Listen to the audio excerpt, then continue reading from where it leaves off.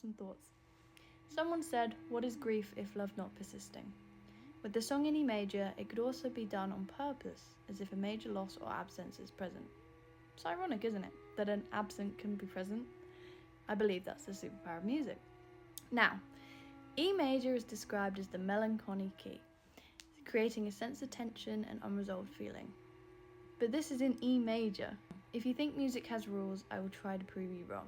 It has guides, sure. If a video of a girl harmonising over a fan can transport millions of people back to their nostalgic childhood homes without any musical knowledge, with one comment saying, I feel like I'm back in my childhood home, laying on the floor wondering if life is always supposed to be this hard. It's able to give someone, in life, which I add is hard enough, the space to feel. I call you to rethink if the rules are really that necessary.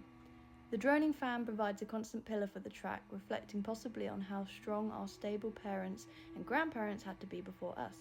The soft harmonisation depicts a wonderful image of youth running free whilst the older generation stands still. Although E major is typically an uplifting scale, the softness in which it was delivered, a quiet reflective space, allows it to give it a sense of safety. Someone said the steady hum of the fan could resonate with our innate connection to natural rhythms, such as the sound of wind or water.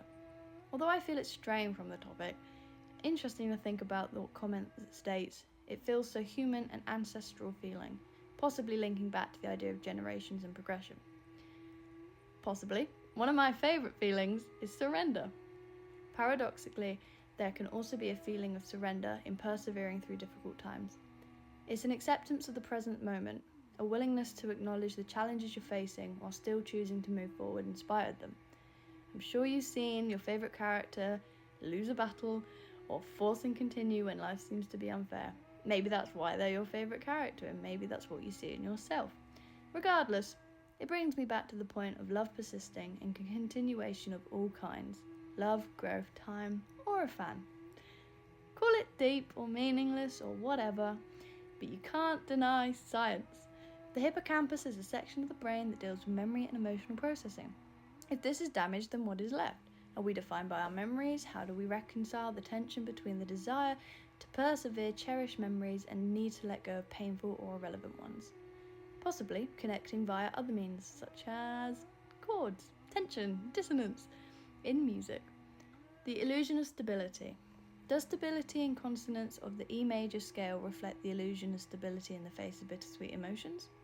How do the consonant intervals and harmonic resolutions within the scale create a sense of equilibrium that belies the underlying tension and between joy and sadness, hope and longing?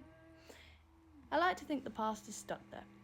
Comfortably, that is. So if I want to revisit my grandma, and if you want to revisit your dad, your mum, your sister, or your dog, we can travel back in time by the use of emotion to see them all again. Because in the end, what is grief, if not love persisting?